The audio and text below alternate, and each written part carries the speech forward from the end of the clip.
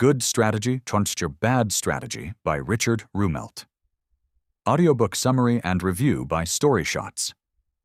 Most strategy isn't strategy at all. It's fluff dressed up in PowerPoint. Introduction. Your company's strategic plan probably isn't strategic. If it's a list of goals without a clear method to achieve them, you're holding what Richard Rumelt calls bad strategy. That's the thesis of Good Strategy, Bad Strategy by Richard Rumelt. Most organizations fail not because they lack ambition, but because they mistake vague aspirations for actual strategy. The Hallmarks of Bad Strategy. Bad strategy has a telltale signature. It sounds impressive, but says nothing.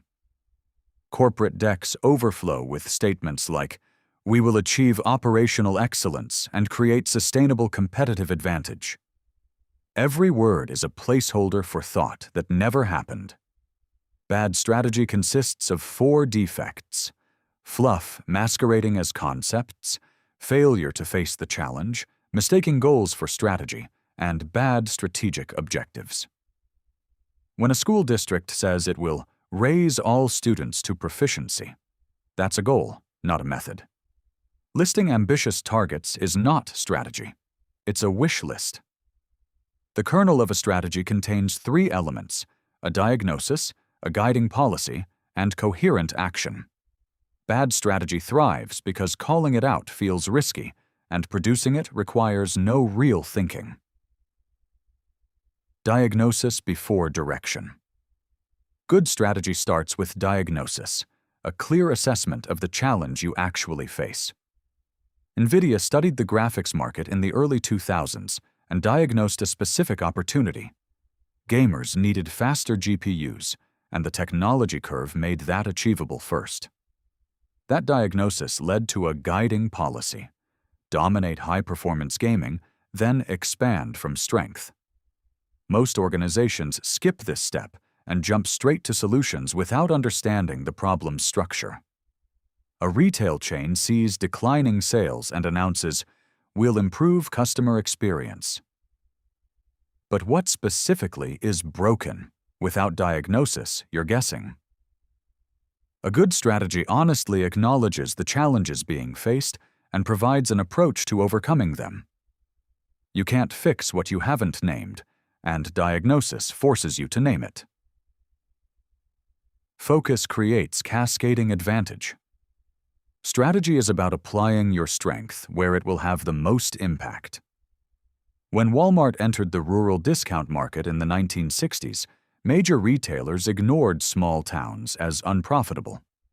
Walmart diagnosed that these towns were underserved, adopted a guiding policy of geographic clustering, and built stores in a hub-and-spoke pattern. Each new store lowered costs for neighboring stores, amplifying advantage.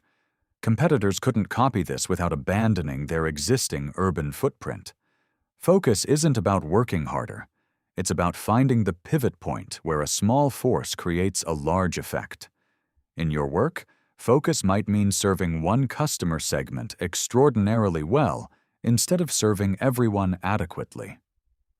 Good strategy works by focusing energy and resources on one or a very few pivotal objectives, whose accomplishment will lead to a cascade of favorable outcomes. If this changed how you think about strategic planning, someone in your life probably needs to hear it too. Final summary.